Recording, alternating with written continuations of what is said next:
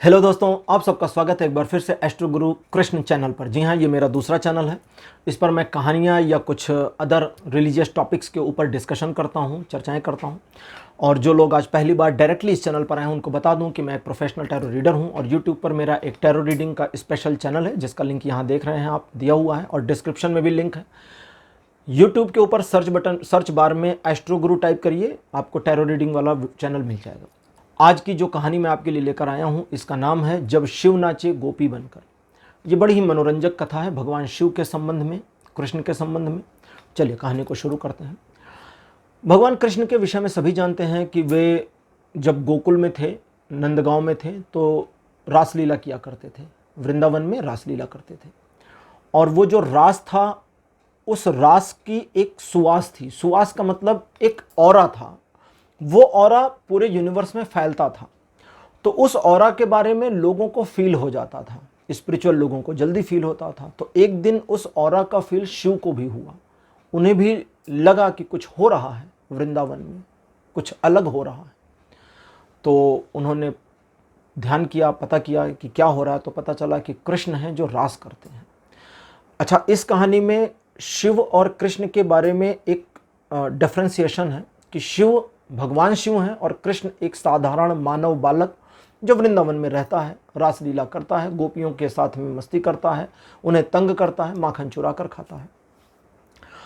तो शिव ने सोचा कि मैं भी जाऊं और देखूं इस क्या है, ये रास कैसा होता है, ये कौन सा नृत्य है जिसकी सुगंध, जिसकी सुवास यहाँ कैलाश तक आ रही है, इतनी दूर तक आ रही है। इसका जो ऑरा है ये मुझ तक आ रहा है, तो मैं भी इसे देखूं। तो उन्होंने पार्वती से कहा कि मैं जाता हूं और जरा देखता हूं कि ये क्या है, कैसा बालक है, कैसा नृत्य करता है। तो उन्होंने कहा ठीक है, आपको जाना है, आप जाइए। तो शिव कैलाश से उतरे और निकल पड़े गोकुल की ओर। तो जब यमुना पार करनी थी तो एक नाविक था, केवट, उन्होंने उससे पार कराने को बोला। तो भगवान शिव के बारे में कई ग्रंथों में लिखा है कि उनका जो आकार था, रूप रंग था, थे तो वो भी कृष्ण रंग के, कृष्ण मतलब सांवले रंग के, जिनको नीलवर्णित कहा जाता है।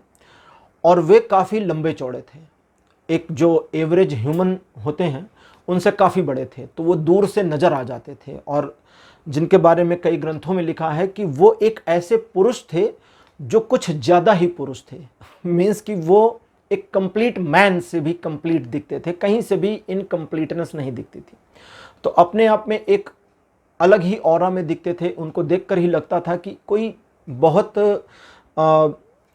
अलग व्यक्ति है, एक ऐसा पुरुष है जो थोड़ा सा डिफरेंट है, स्पिरिचुअल भी दिखते थे वो।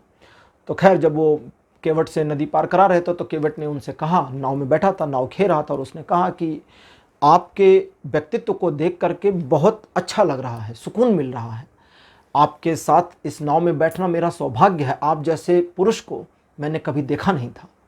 आपके अंदर एक अलग ही ऑरा है, अलग ही आकर्षण है, श्रद्धा भाव जगता है आपके लिए। शिव ने कहा धन्यवाद आपका। फिर उसने पूछा कि आप इधर के नहीं दिखते, मैंने आपको कभी देखा नहीं है, यहाँ कैसे आना हुआ? क्योंकि नाव चल रही थी तो वो बात कर रहा था। तो शिव ने कहा मैंने सुना है उधर वृंदावन में एक कृष्ण नाम का बच्चा रहता है, बालक रहता है, और वो कोई रास करता है। तो केवट ने कहा हाँ हाँ, वो रास करता है, नृत्य करता है वृंदावन में। तो शिव ने कहा वही देखने जा रहा हूँ। तो केवट ने कहा आप तो जा ही नहीं पाएंगे। शिव ने पूछा क्यों? तो केवट ने कहा वहाँ पर कृष्ण और गोपियाँ यही जा सकते हैं, स्त्रियाँ जा सकती हैं, पुरुष नहीं जा सकते। शिव ने पूछा क्यों? बोले, केवट ने कहा कि पुरुष तो एक ही है कृष्ण, उसके अलावा सारी गोपियाँ हैं, तो वहाँ गोपी ही जा सकती है, कोई पुरुष जा ही नहीं सकता। कई बार पुरुषों ने कोशिश करी लेकिन जा नहीं पाए, अंदर प्रविष्ट ही नहीं हो पाए। वृंदावन ने उनको जाने ही नहीं दिया। वो एक अलग ही आध्यात्मिक क्षेत्र सा बन गया है। तो शिव ने कहा मुझे तो देखना है, मैं कैसे जा सकता हूँ? तो केवट ने कहा कि एक ही तरीका है कि आप स्त्री बन जाएं। अगर आप स्त्री का रूप धर लेते हैं तो ही जा सकते हैं, अन्यथा नहीं जा सकते, प्रविष्ट नहीं हो पाएंगे। तो शिव ने कहा ठीक है, अगर जाना है और स्त्री बनना है तो मैं स्त्री तो बन सकता हूँ, लेकिन एक समस्या है मित्र। केवट ने कहा क्या? बोले मेरे पास स्त्रियों के कपड़े नहीं हैं, मैं क्या कर सकता हूँ? तो उसने कहा कि अगर ऐसी बात है और आप मुझे काफ़ी संभ्रांत और सज्जन दिखते हैं और मैं अपनी पत्नी के वस्त्र आपको दिला सकता हूँ, आप वो पहनकर चले जाएं। तो शिव ने कहा ठीक है। तो वो गया, उसने अपनी पत्नी को बताया और थोड़ी देर की बातचीत के बाद उसकी पत्नी ने अपने वस्त्र देने के लिए राजी कर लिया, राजी हो गई वो। और चूंकि महिलाएं थोड़ा सा शर्माती हैं तो वो भी शर्मा रही थी, क्योंकि जो शिव थे जिनका उसने रूप रंग बताया, जिस तरह का बताया, तो उसे लगा कि कोई भव्य पुरुष हैं, मुझे उनके सामने नहीं जाना चाहिए। तो उस महिला ने किवाड़ को खोला और एक हाथ निकाल करके शिव को वस्त्र दे दिया और शिव ने वो वस्त्र ले लिया। शिव ने अपने कपड़े बदले और अपने पुराने कपड़े केवट को दिए और बोले इसे संभाल के रखना, मैं वापस आकर पहन लूँगा। और वे चले गए। शिव गए, वृंदावन में एंटर हो गए, कृष्ण के साथ रास में गोपियों के साथ नाचे।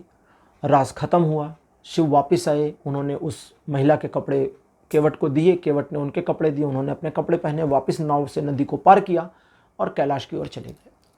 जब वे कैलाश पर आ गए, मजेदार बात यहाँ पर है, तो आ करके बैठ गए और ध्यान में जाने वाले थे। पार्वती ने कहा ठहरिए, आपने तो वृत्तांत बताया ही नहीं, कैसा रहा? तो शिव ने कहा बताने लायक कुछ है नहीं। तो पार्वती ने कहा क्यों? आप गए थे, आपने रास को देखा, कैसा महसूस हुआ? तो उन्होंने कहा मैं गया तो था, लेकिन जब मैं वृंदावन पहुंचा तो मैं था ही नहीं। मैं गई, मैं नाची, मैं रास में शामिल हुई और मैं वापस आ गई। पार्वती ने कहा यह क्या बात हुई? शिव ने कहा कि जब मैंने, फिर उन्होंने बताया कि स्त्री के कपड़े पहने और अंदर गए। बोले जब मैं अंदर गया तो मेरा पुरुष का भाव ही खत्म हो गया, जो पुरुष का भाव मेरे अंदर है वो नष्ट हो गया और मैं स्वयं को स्त्री ही मान गया और स्त्री के रूप में ही नाचा, कृष्ण के साथ नाचा, गोपियों के साथ नाचा, बहुत आनंदित हुआ। और उस नृत्य में कहीं एक क्षण को भी मुझे नहीं लगा कि मैं शिव हूं, मैं पुरुष हूं। मैं खुद को गोपी ही समझ के नाच रहा था। कृष्ण पुरुष थे और सब महिलाएं नाच रही थी और मैं भी नाच रही थी।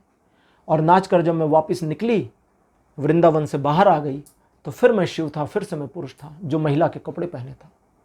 अंदर जाते ही मैंने अपने अंदर के पुरुषत्व को नष्ट होते हुए पाया, बाहर आते हुए पुरुषत्व वापस आ गया। उस रास के दौरान मेरे पुरुषत्व का मुझे पता नहीं था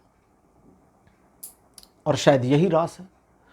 और इसी रास को समझते हुए सखी संप्रदाय एक है, जिसमें अभी भी है, सखी संप्रदाय में लोग हैं, कृष्ण की भक्ति करते हैं, जिसमें लोग मानते हैं कि इस दुनिया में कृष्ण ही पुरुष हैं और बाकी सब स्त्री हैं।